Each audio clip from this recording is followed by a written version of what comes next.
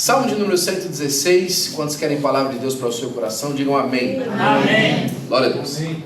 O Salmo começa dizendo assim: amo ao Senhor, porque Ele ouviu a minha voz e a minha súplica, porque inclinou para mim os seus ouvidos, portanto invocá-lo-ei enquanto eu viver. Amém.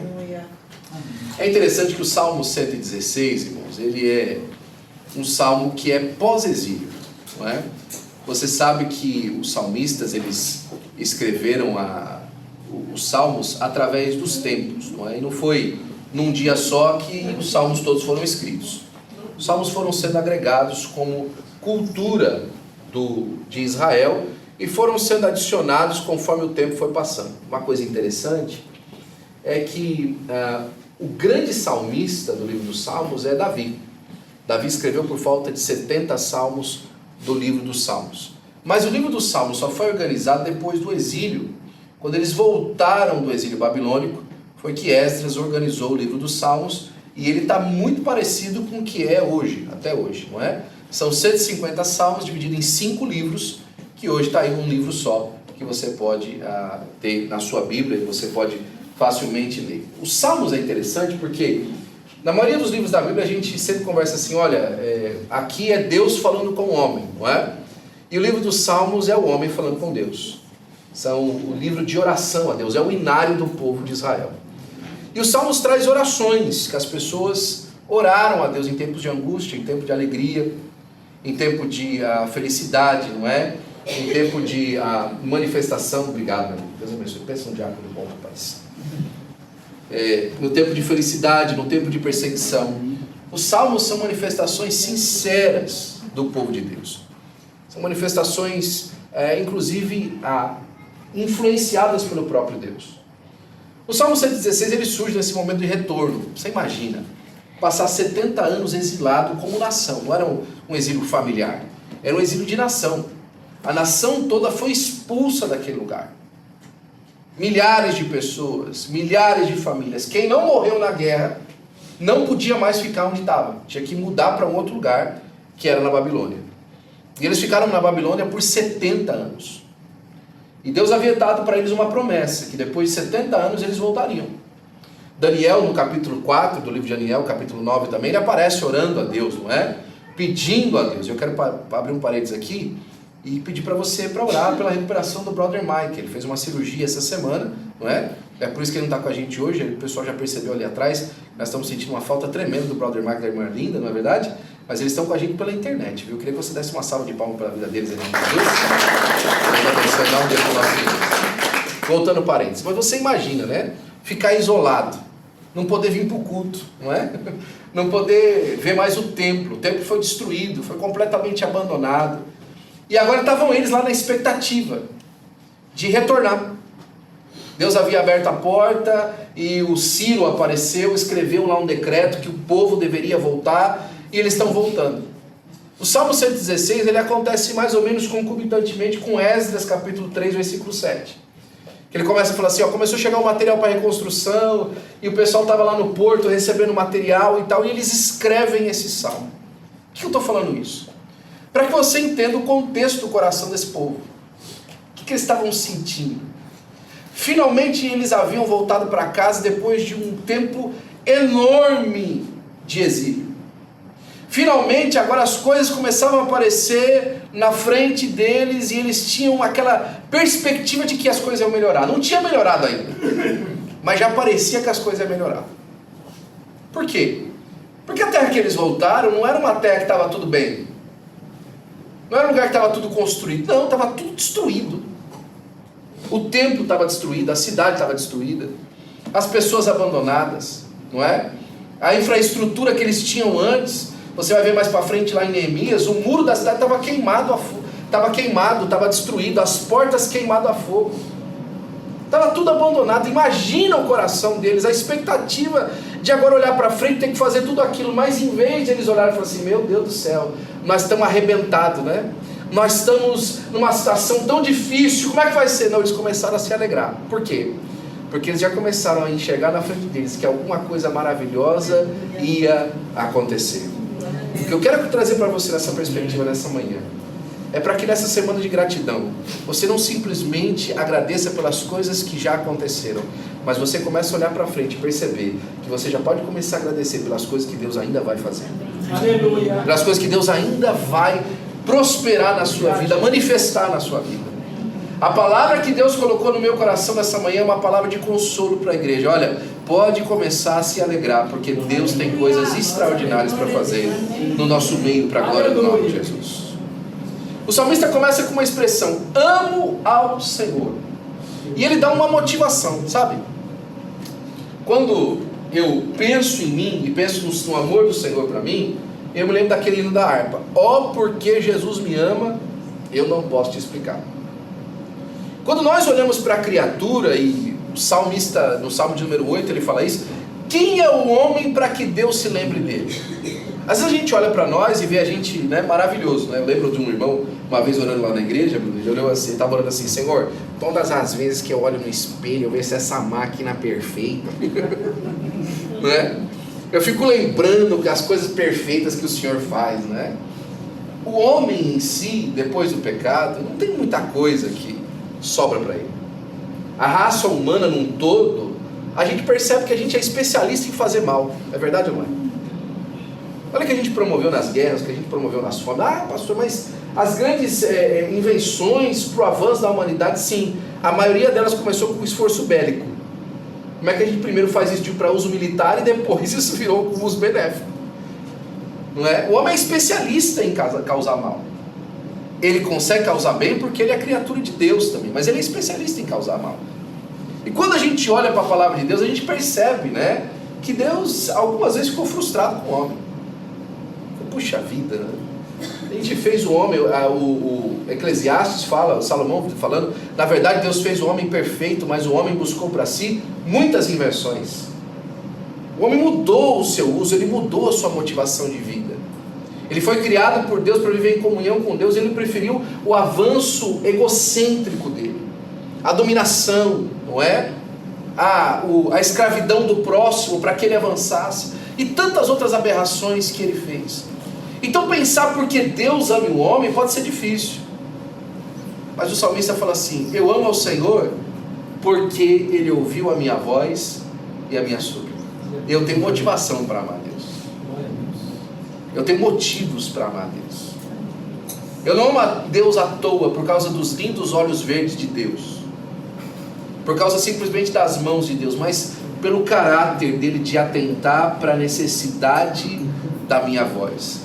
E o salmista está falando assim: não é que Deus ouviu as nossas vozes, não é que Deus ouviu o conjunto daquilo que nós estávamos falando, não, Deus ouviu a minha voz, a minha súplica. Esses dias atrás eu estava comentando com a Ana que essa semana eu recebi em casa resposta de uma oração específica. Eu falei para ela assim: Ana, eu orei por isso essa semana passada, especificamente por essa situação, eu orei, e está aqui na minha mão hoje. Porque Deus ouve a súplica, Deus ouve a oração, não é? Porque inclinou para mim os seus ouvidos, prestou atenção no que eu estava falando. Será que você tem consciência hoje que o céu presta atenção nas suas orações? Que Deus não está ignorando o que você está orando, o que você está falando diante de Deus? Ainda que seja talvez demorada a resposta da sua oração, que Deus está ouvindo. Aqui o salmista estava agradecendo por uma oração respondida que demorou 70 anos para chegar. Mas ao invés de agora ele olhar para falar assim: 70 anos depois, né, meu amigo? Finalmente, não. Ele: não, Senhor, eu te amo porque o Senhor me ouviu. Eu te agradeço porque o Senhor me ouviu. Mas demorou muito tempo, não interessa quanto tempo que demorou, o Senhor me ouviu. Mas também depois de tudo isso, não tem depois de tudo isso, Ele me ouviu. Eu estou feliz com Deus, porque Deus ouviu a minha oração. E ele coloca aqui um ponto e vírgula que é interessante nessa leitura, quando a gente lê poesia na Bíblia, porque o ponto e vírgula, se você lembrar que o salmo às vezes era um cântico, o ponto e vírgula às vezes é uma coisa que você cantava como contracanto. Lembra os contracantos que a gente tinha muito nos corinhos, né? A gente às vezes cantava Hosana, e as mulheres Hosana, é um contracanto, lembra? Você canta e alguém repete uma outra coisa. Quando, às vezes, não repete uma frase diferente, não é? Às vezes, algum canto, você fala uma frase e a pessoa faz uma outra frase diferente. Então, ponto e vírgula, na literatura dos Salmos, às vezes é um canto que vem junto. Porque ao mesmo tempo que ele ouviu, inclinou os ouvidos, eu posso falar assim, portanto, invocá-lo-ei enquanto eu viver. O que o salmista está falando? Porque ele ouve, vale a pena invocar Deus. Porque Deus ouve, vale a pena falar com Ele. Sabe, tem gente que a gente conversa com a pessoa, fala uma vez, duas vezes, a pessoa não dá ouvido. A pessoa nem liga porque a gente está falando. Entra por um ouvido e sai pelo outro. Você dá conselho, você chama a atenção, não é? Quem aqui tem filho adolescente? Não me responda, não é? Quem tem filho aqui, criança ainda, mas na fase dos 10 anos, dos 8 anos, não é? Não me responda, você sabe como é que é. Você fala, meu amigo, não faz isso. Você pega o quê? Exatamente fazendo aquilo lá, não é? Não dá ouvido, não presta atenção, não é? Você repete a instrução 15 vezes, 200 vezes, não presta atenção. Quando não, é nessa questão familiar, até às vezes é uma questão que a gente entende por conta da imaturidade, mas às vezes é alguém que você pede ajuda e a pessoa ignora o seu pedido de ajuda. Fala, meu rapaz, dá uma passadinha lá, me dá uma força lá, meu amigo. Será que você não pode vir aqui fazer uma oração por mim? Será que você não pode vir aqui?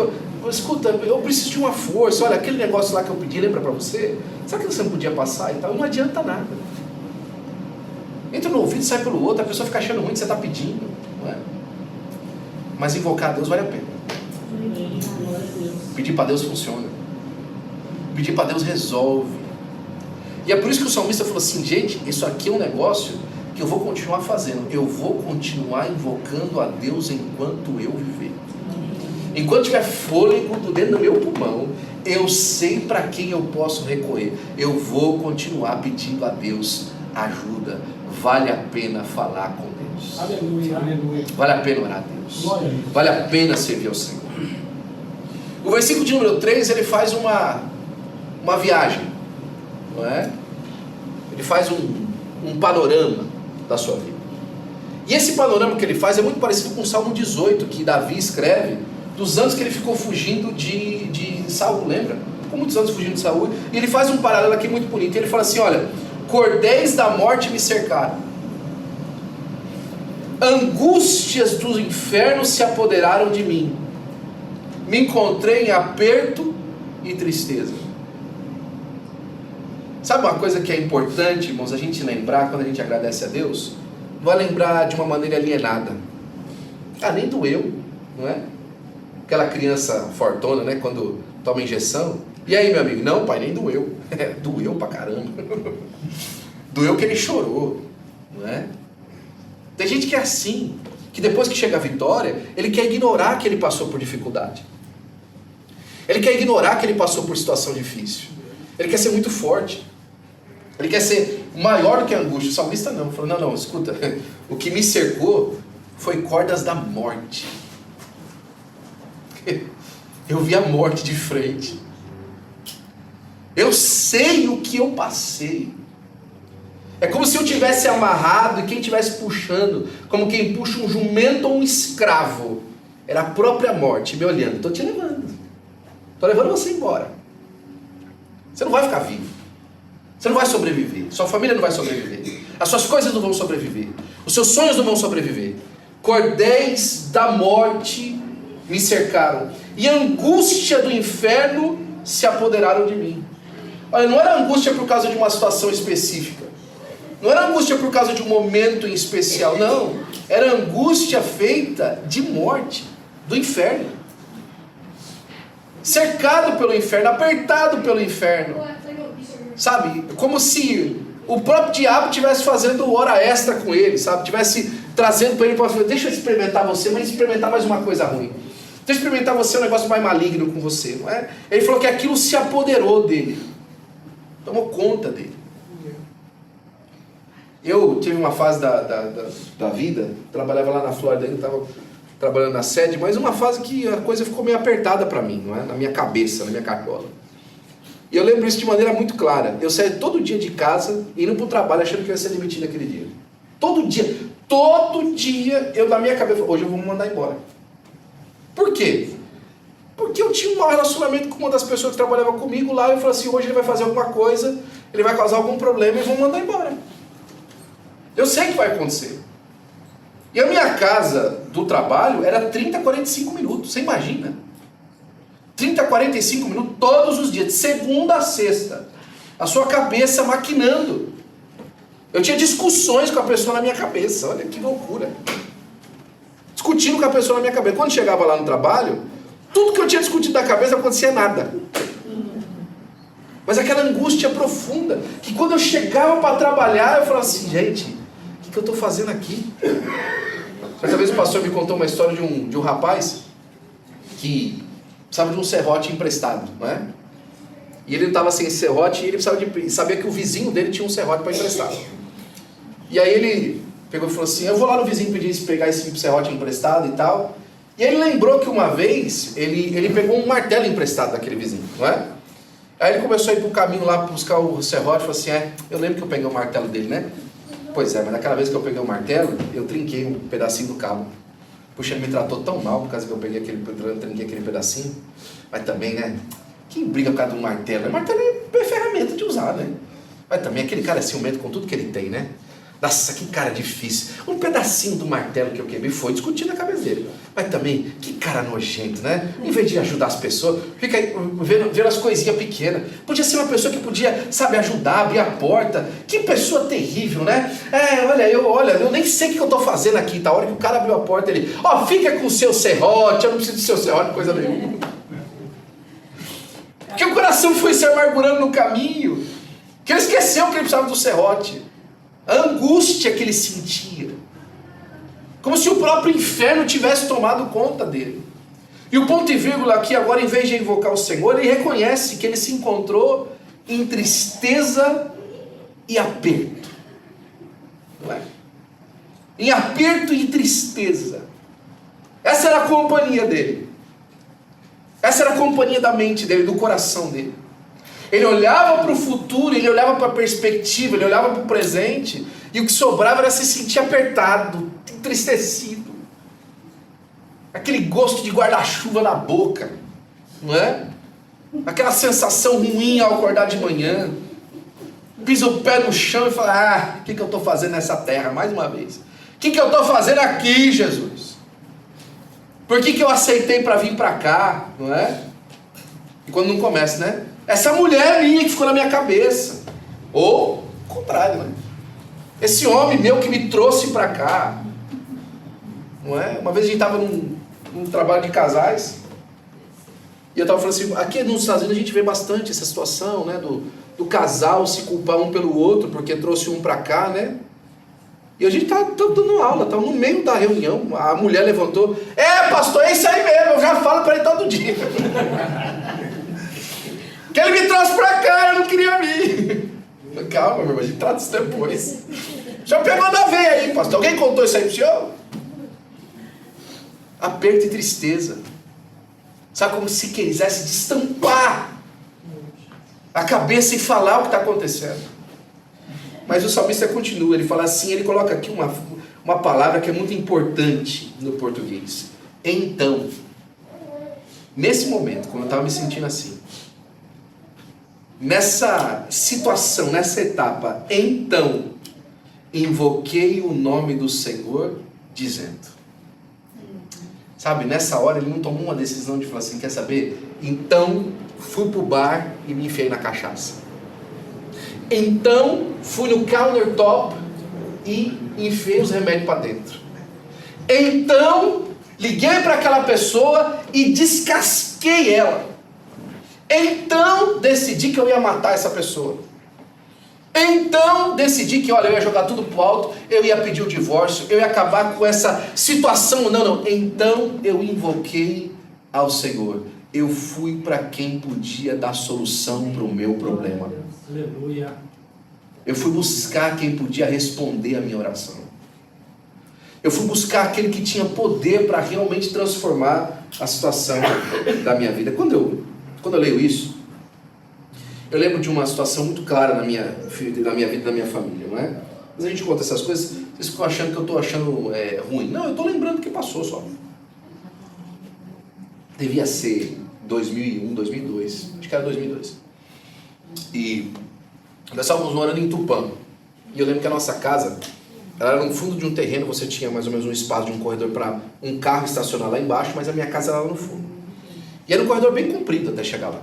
E eu lembro que a gente estava passando por uma situação financeira difícil de novo, não é?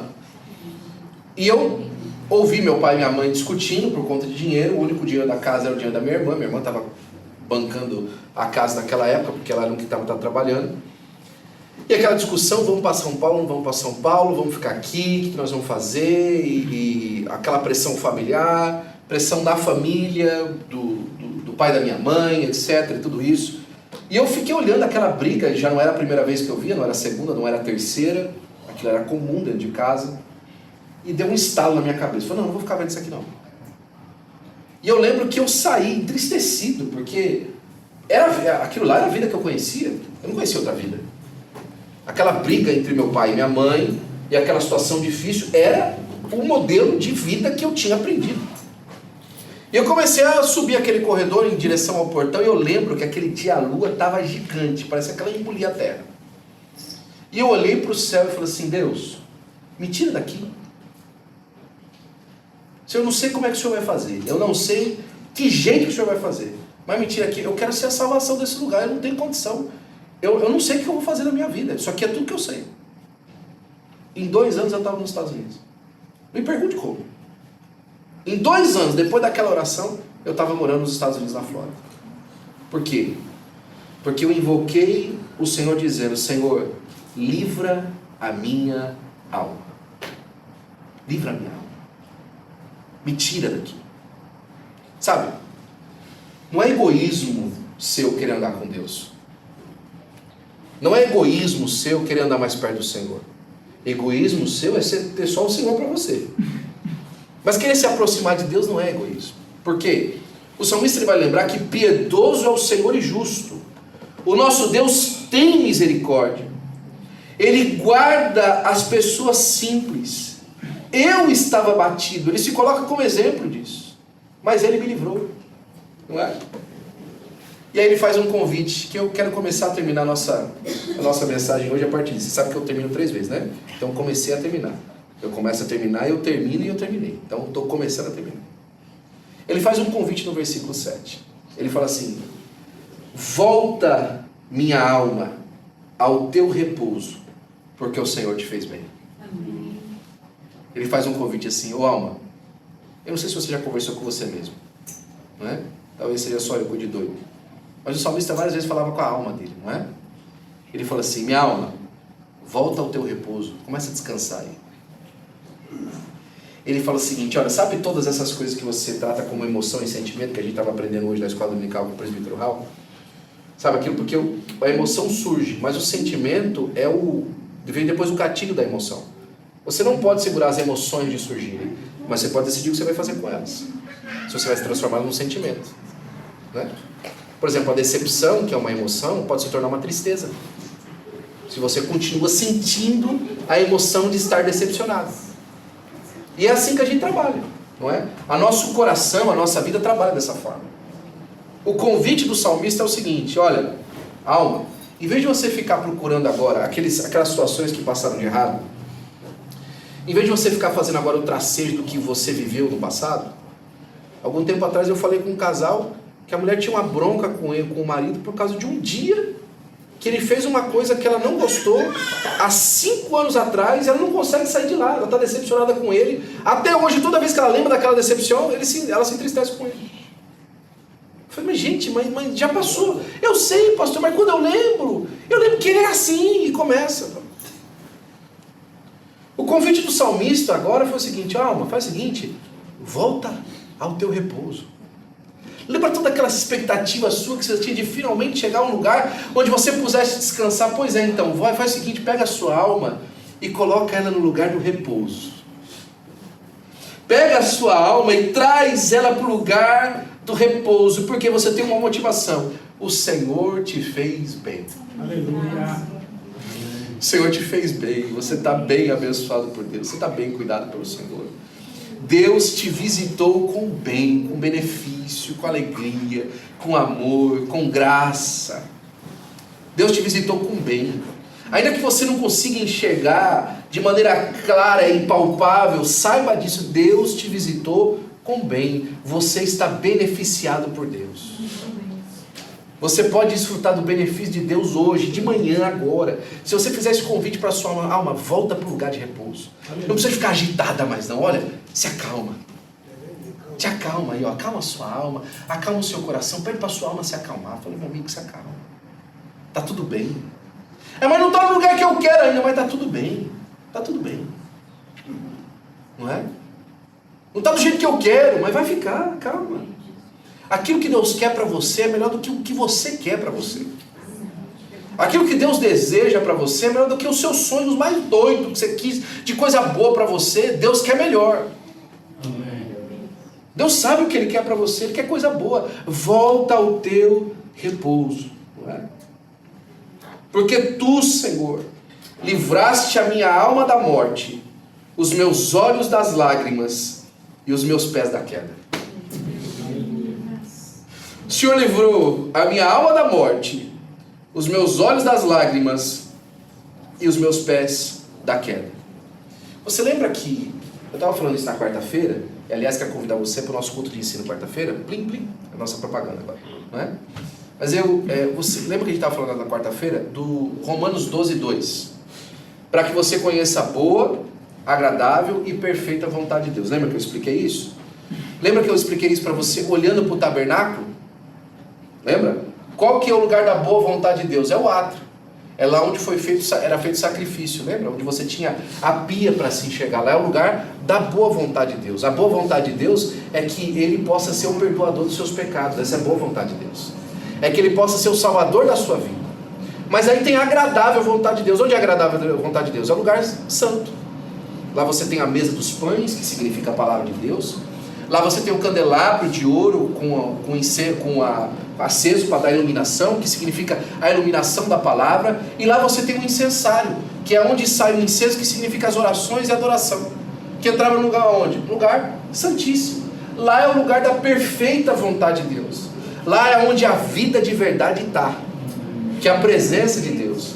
Porque o prêmio do crente, irmão, não é morar no céu. O prêmio do crente é estar com Deus. O grande prêmio da salvação é a pessoa de Deus. Porque onde Deus está, lá é céu, irmão. Esse é o grande prêmio, não é? Agora, vamos dar uma olhada no que o salmista está falando aqui? Vamos pegar do final para o começo? Lembrando do tabernáculo? Olha, Ele não me livrou os meus pés da queda. A queda aqui significa o pecado. Ele me livrou de não poder estar no átrio. Ele me livrou de não poder ter acesso ao perdão dos meus pecados. Ele me livrou de ter que viver com a minha culpa para sempre, não é? Ele me livrou das lágrimas. Em vez de lágrima, agora eu tenho comunhão com Deus, eu tenho acesso à palavra. Eu posso adorar a Deus, eu tenho comunhão com Deus, eu tenho iluminação do Espírito na minha vida, eu entendo o que está acontecendo comigo. O lugar agradável, o lugar das lágrimas foi trocado por um lugar agradável. Mas Ele não só livrou isso, Ele livrou também da morte. Porque a morte é a separação com Deus. Agora eu não tenho mais a morte, agora eu tenho um lugar de comunhão perfeita com Deus, agora eu tenho a vida. Então quando o salmista fala isso, ele está saindo do tabernáculo. Olha só que interessante. Ele fala assim, olha, o Senhor me livrou a alma da morte, os meus olhos das lágrimas e os meus pés da queda. Então por isso andarei perante a face do Senhor na terra dos viventes. Enquanto eu estiver andando aí fora, enquanto eu estiver trabalhando, enquanto eu estiver fazendo, eu estou andando na verdade diante de Deus. É Deus quem me vê. É Deus quem contempla a minha caminhada. É Deus que vê o que eu estou fazendo. É Deus que cuida de mim, não é? Versículo 10, e eu vou terminar no 12, tá? Quer dizer, no 14, porque faz parte do 12. 10. Crie, por isso falei. Sabe o que o salmista está fazendo? Ele está amarrando uma coisa muito importante. Que aquilo que ele está abrindo a boca para falar não é um negócio que ele não acredita. Tem muita gente falando as coisas que não acredita. Ele não acredita que Deus pode livrar. Ele não acredita que Deus pode salvar, ele não acredita que Deus pode estender a mão e tirar ele de lá. Ele não acredita mais que Deus pode transformar a situação dele. Mas o salmista fala assim: eu criei, por isso que eu falei. Porque eu coloquei a minha fé nessas coisas, porque eu de verdade quis acreditar. Eu estive muito aflito. Eu dizia na minha precipitação, eu fui um homem precipitado por um tempo da minha vida. E eu falava assim: todo homem é mentira. Todo homem é mentira. A pessoa falava: é mentira, isso aí não acontece. Essa semana eu ouvi uma história de alguém, de um moço, de um jovem, que parou de acreditar em Deus. Agora sabe por que ele parou de acreditar em Deus?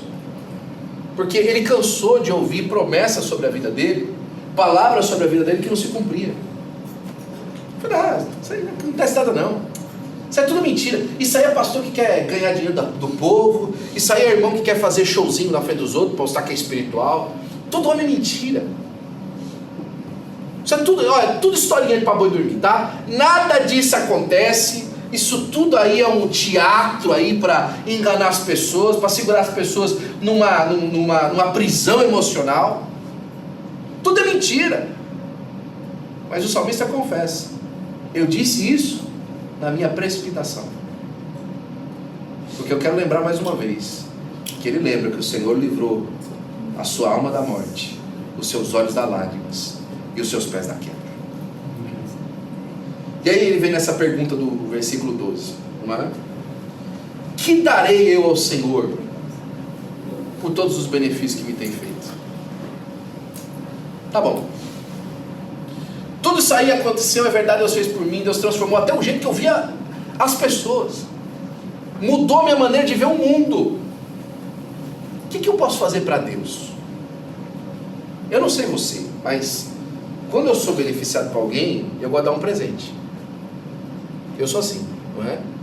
E quanto maior o benefício, mais difícil para mim é dar um presente. Porque eu quero escolher um presente que primeiro vai ser útil, né? Que a pessoa vai lembrar, não é? Que de repente vai causar um benefício nela. Eu tenho um amigo, por exemplo, que toda vez que ele veste o terno que eu dei para ele de presente, ele fala assim: ó,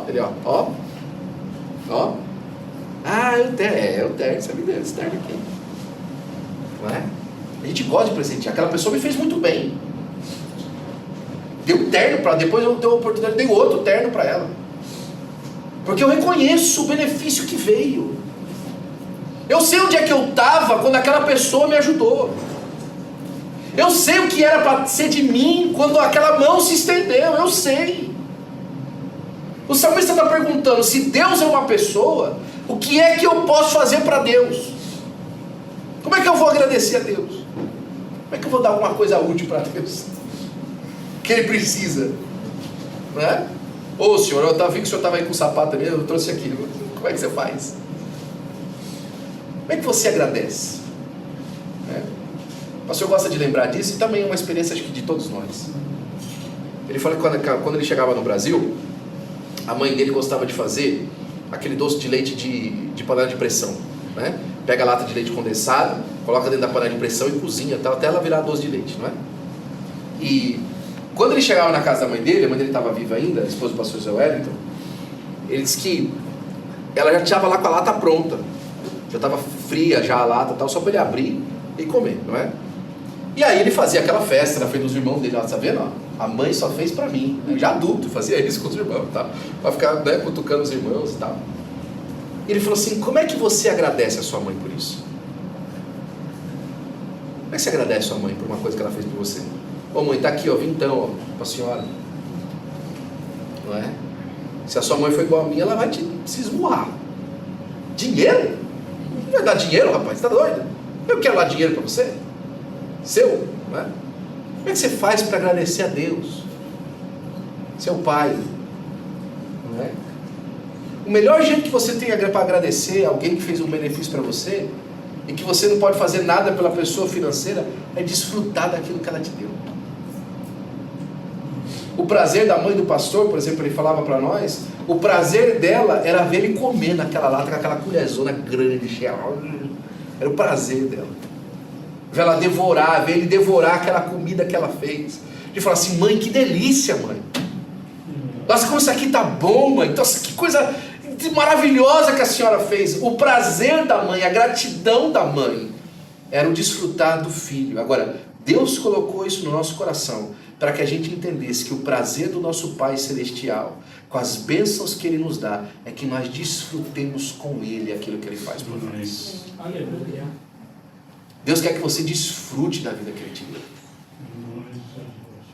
Tem gente aqui que está perdendo, irmãos, de desfrutar das bênçãos de Deus porque trabalha demais. Tem gente aqui que está esquecendo de desfrutar das bênçãos de Deus porque na hora de desfrutar ele está só brigando, só discutindo, só reclamando. Ingratidão pela vida que tem, pela família que tem, pelos filhos que tem, pelo esposo que tem, pela esposa que tem. Ingratidão pela vida que vive. Mas o salmista olha para trás, olha os 70 anos de cativeiro, olha a misericórdia de Deus de continuar vivo, olha o motivo que Deus está dando para ele de recomeçar e falar assim: Senhor, não tem como eu agradecer de alguma forma, o que eu posso fazer?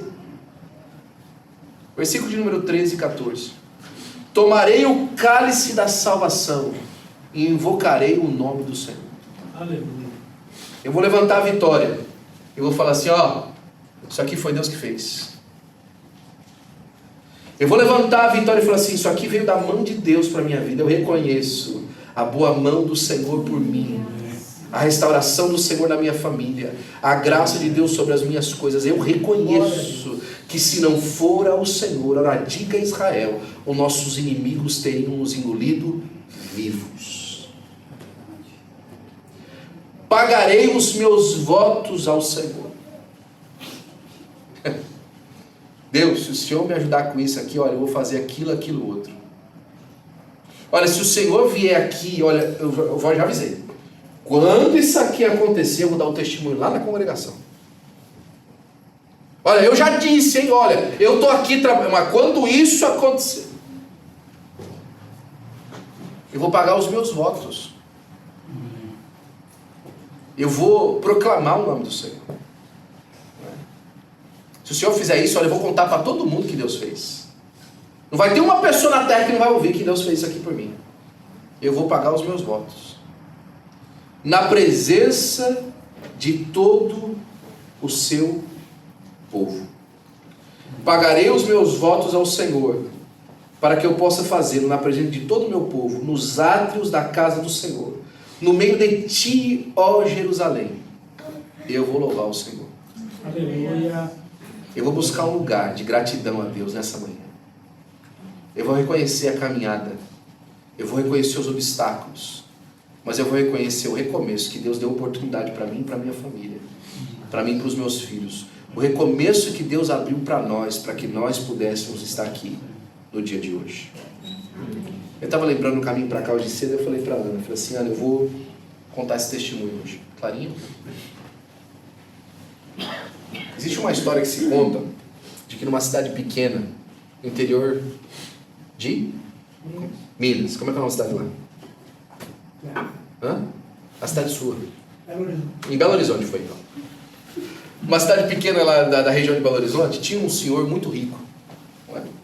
Foi milionário. Bilionário.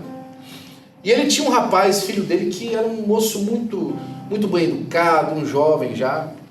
E o jovem começou a chegar na idade de 18, 19 anos de idade. E falou assim: pai, eu queria ir na cidade. Ele vivia na propriedade, era gente muito rica, não tinha acesso ao povo comum. Falei: pai, eu queria ir na cidade. Eu queria ter contato com o povo, eu queria conversar com as pessoas. Meu filho, esse lugar é muito perigoso e tal, né? Belo Horizonte é muito perigoso. Eu prefiro que você não vá. Não, pai, eu quero ir e tal. Tá bom, filho, vai lá. E todos os dias o filho saía da casa do pai. O nome do pai era Seu Divino. Ele saía da casa do Seu Divino, descia até a cidade e tal, e começava a falar com as pessoas, ia na feira e tal, né? E certo dia ele conheceu um mendigo. E esse mendigo, ele vivia à margem da sociedade. Aquele mendigo mesmo, sabe? Aquele pessoa que não só está na rua, mas está amargurado na rua. Eu já conheci mendigo feliz, mas essa história fica para outro dia. E ele vivia amargurado, e o rapaz jovem e tal, começou a fazer amizade, conversar com ele e tal. E o mendigo foi se animando, sabe? E eles combinaram, todos os dias, ele descia lá para almoçar, e aí ele pagava o almoço do mendigo. Todo dia eles estavam juntos. Um belo dia o mendigo olhou para si e falou assim: rapaz, como é que eu agradeço esse homem? Como é que eu faço para agradecer esse moço? Que todo dia aqui, esse moço me viu quando ninguém me via. Esse moço olhou para mim quando ninguém olhava. Esse moço estendeu a mão para mim quando ninguém estendia.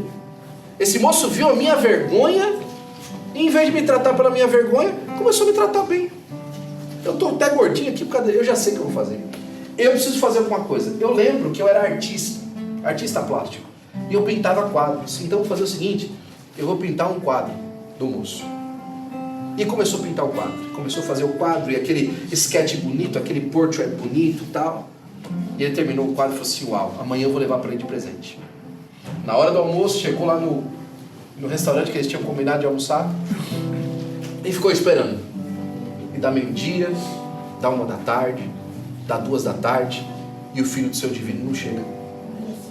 Quando deu 3 da tarde, a moça viu ele sentado lá e falou assim: ô rapaz, desculpa meu amigo, mas já faz 3 horas que o senhor está sentado aí, o senhor não consumiu nada e tal, o senhor quer pedir alguma coisa? Não, é que eu estou esperando o filho do seu divino. Ah, você ia almoçar com ele? Sim, eu ia almoçar com ele, mas você não ficou sabendo o que aconteceu com ele? Ele falou: não fiquei sabendo não, o que aconteceu com ele?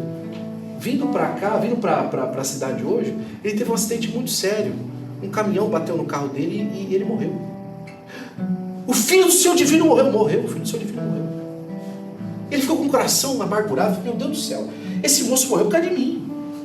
Ele não tinha por que sair da casa grande, ele só saiu lá da casa do pai dele, porque ele tinha um compromisso comigo aqui. E um compromisso que eu não pedi para ele ter, ele quis ter esse compromisso comigo. Meu Deus do céu, como é que eu vou fazer isso agora? Meu Deus do céu. O filho do seu divino morreu. Só tem uma coisa que eu posso fazer. Eu vou entregar pelo menos essa pintura para o pai dele. O menino pegou, enrolou aquela pintura, chegou até o palácio do pai do moço, o seu divino.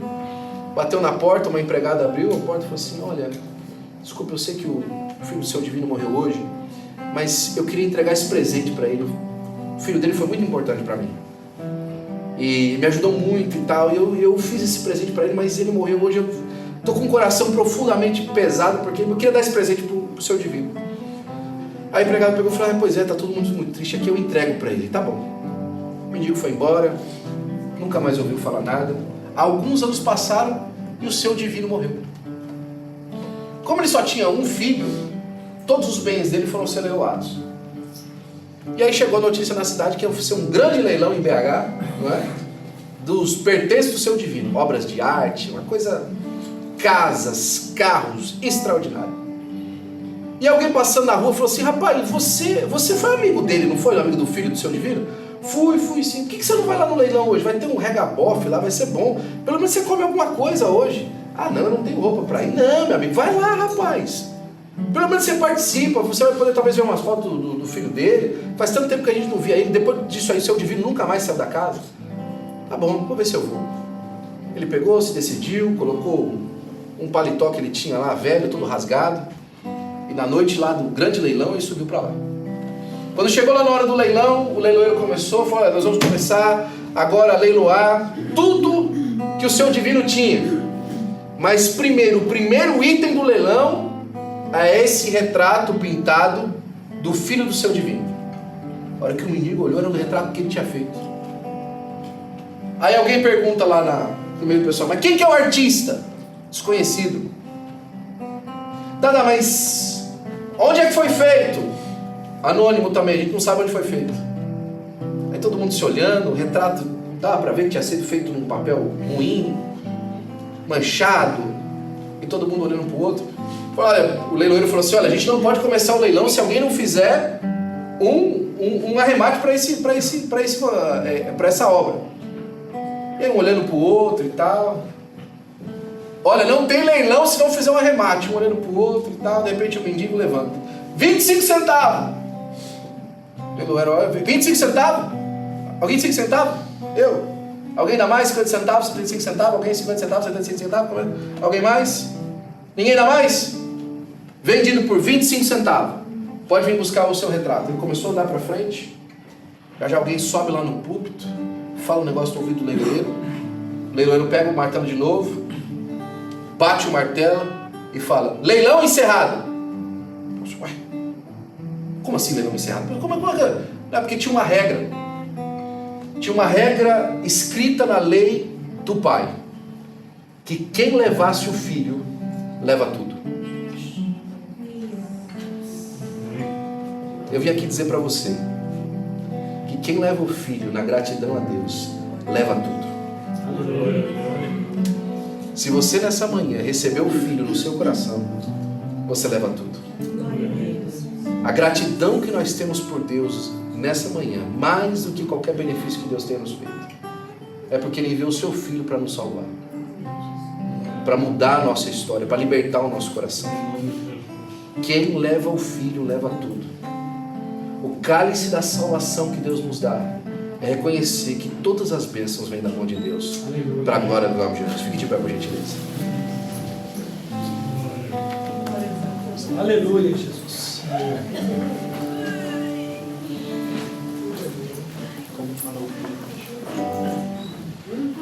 Você nessa manhã veio aqui, veio ouvir uma palavra e veio agradecer a Deus pelas coisas que Deus tem feito, mas você sabe que lá no fundo você tem murmurado por algumas situações. Sabe de uma coisa que tira a bênção de Deus na nossa vida? Murmuração. A murmuração, irmão, é como uma água corroendo uma barra de ferro enferrujada. Cada vez que ela lambe, ela vai tirando um pedacinho mais da barra de ferro. Ela vai corroendo. A estrutura vai se perdendo. Ela vai se desmontando. Por quê? Porque você esqueceu o gosto que tem de agradecer. Nessa manhã Deus quer convidar você para agradecer, para mudar a perspectiva quando você olha para a vida, para abraçar diante de Deus uma vida de gratidão. Deus hoje vai te levantar com um profundo senso de gratidão na sua vida. Amém, Jesus. E a gratidão vai mudar aquilo que você olha para frente. Você vai começar a olhar a vida daqui para frente e você fala assim: Senhor, eu tenho muito mais do que agradecer do que para reclamar. Na verdade, eu nem sei que eu estava com a minha cabeça de reclamar de alguma coisa. Olha só o tanto que eu tenho para agradecer. Você precisa de agradecer nessa manhã, precisa de ser grato nessa manhã, precisa de entregar a sua vida a Deus em gratidão. E o segundo convite que eu quero fazer para você é: se nessa manhã você quer fazer uma renovação do seu compromisso com Deus, se você quer entregar a sua vida para Jesus mais uma vez e perceber que você só está vivo aqui porque Jesus te alcançou, porque Jesus estendeu a sua mão para você quando os cordéis de morte te cercaram, quando torrentes, angústias do inferno te perseguiram. Foi Deus que enviou a sua mão e te livrou. O salmista, no Salmo 18, que o salmista no 116 copia, ele fala assim: cercaram-me no dia da minha calamidade. Sabe, aquela luta final veio num dia que as coisas estavam ruins já, não era um dia que estava bom, não, estava ruim. E parece que ia piorar, mas Deus enviou do alto socorro, auxílio, ajuda, e te livrou dos inimigos que eram mais poderosos do que você. E Deus hoje te levanta com uma nova história, com uma nova caminhada, para dizer coisas maravilhosas daquilo que Deus tem feito. Se você quer renovar a sua gratidão a Deus, ou quer renovar o seu compromisso com Deus nessa noite, eu quero chamar você aqui à frente. Que brilha a noite como ponte sobre as águas, como abrigo no deserto, como flecha que acerta o alvo. Quero ser usado da maneira que te agrada, em qualquer hora e em qualquer lugar.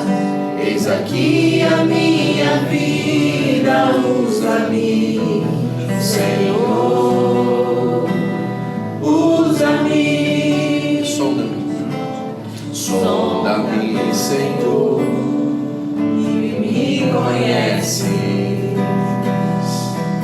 quebranta o meu coração,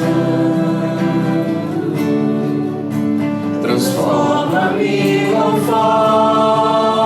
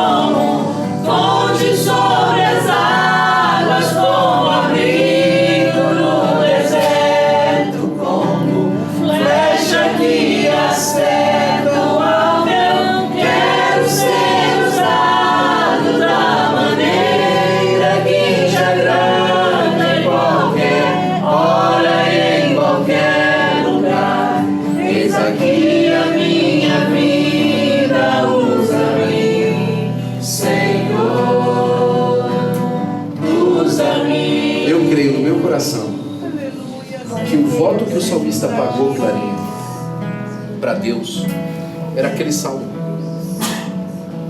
O voto que ele tinha feito, talvez ele tenha sido o mesmo salmista que tenha entregue o Salmo 137. E o Salmo 137 falava assim: por que vocês não cantam o hino que vocês cantaram lá na terra de vocês? Eles queriam que o pessoal que estava no exílio cantasse o hino da época que eles estavam em Jerusalém. E eles falavam assim: como é que a gente vai cantar um hino numa terra estrangeira? Como é que a gente vai louvar a Deus debaixo dessa pressão, desse peso? Como é que você quer, pastor, que eu fale alguma coisa boa para Deus com o inferno que eu estou vivendo? Com as situações que eu estou vivendo, com o aperto que eu estou vivendo na minha alma, no meu coração? Para que isso? Talvez o mesmo salmista do 137 tenha sido falado assim: olha, você lembra aquele aperto que eu passei? Você lembra que eu não tinha condição de cantar um hino na terra estrangeira? Pois é, o Senhor se lembrou de mim. O Senhor me tirou daquele cativeiro, daquele lugar tão terrível, tão difícil, e me trouxe aqui, ó. E hoje eu estou aqui, hoje eu posso cantar um hino. Eu tenho condição de olhar para frente e perceber que tem motivos para eu estar liberto dessa sensação de derrota. E hoje Deus vai te renovar em nome de Jesus. Eu quero orar por você. Dentro de mim necessita ser mudado. Necessita ser mudado, Senhor, porque tudo que há dentro do meu coração necessita mais de ti. Mais uma vez, renova-me. Renova-me, Senhor Jesus. Fala para Jesus, ele está aqui de ouvir. Já não quero ser igual. Hoje tem libertação aqui. Renova-me, Senhor Jesus. A cura espiritual desse lugar. Põe em mim teu coração, porque tudo que há dentro de mim necessita ser mudado, Senhor, porque tudo que há dentro do meu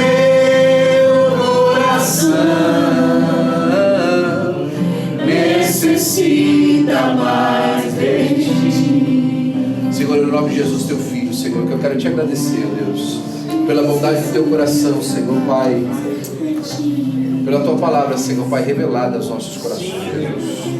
Eu sei que foi o Senhor, Pai, que falou conosco nessa manhã. É verdade. Eu sei que foi o Senhor, Pai, que veio aqui, Senhor, contemplou cada alma, cada coração. É verdade. E nos mandou lembranças da tua parte, Senhor. Lembranças da tua mão estendida. Lembranças das tuas promessas, ó Senhor. Lembranças do teu amor, Senhor. Lembranças da tua graça, Senhor, Pai. E nos fez, ó Senhor, Pai, hoje subir ao nível, Senhor, que o Senhor deseja para a nossa alma. Passe em revista, Senhor, não apenas as palavras da nossa boca, mas a intenção do nosso coração. Tira hoje a murmuração, Senhor. Tira hoje, Senhor, Pai, as queixas, ó Senhor, Pai, as ofensas, ó Senhor, a Deus. Aquela ofensa antiga, Senhor, Pai, guardada num cofre. Ah, Senhor, Pai, aquela ofensa antiga, Senhor, Pai, no secreto, Senhor, Pai, tira hoje para a glória do teu nome. Senhor, Pai, perdoa o meu irmão e a minha irmã, Senhor, Pai, que está lhe pedindo perdão hoje.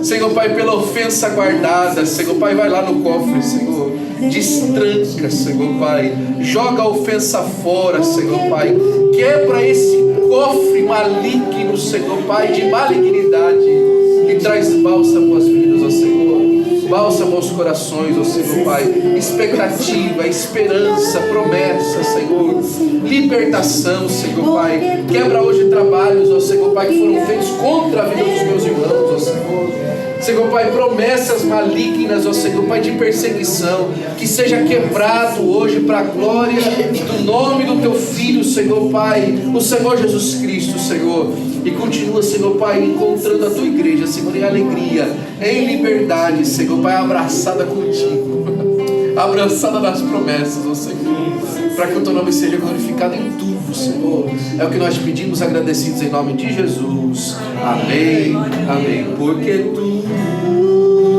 que há dentro de mim necessita ser mudado, Senhor. Porque tudo que há dentro do meu coração necessita mais de ti. Aleluia. Nessa oração final,